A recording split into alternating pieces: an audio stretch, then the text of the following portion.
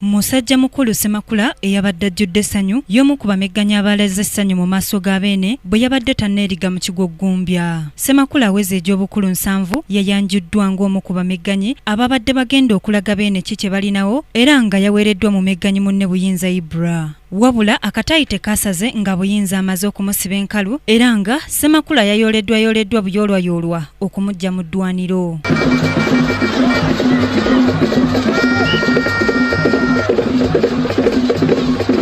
Awonye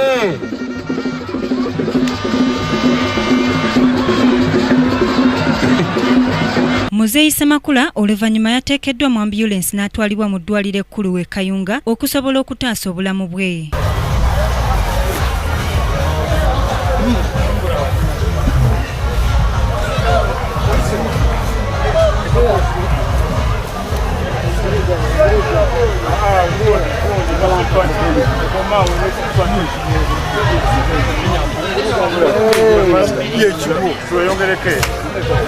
Oluvannyuma omupiira wakati w'abalangira n'ente gwagenze mu maaso okukakkana ng'ente gwangulidde mu bunnya golo 5-4. Basirika Sarah, Kingdom TV, amalindirire.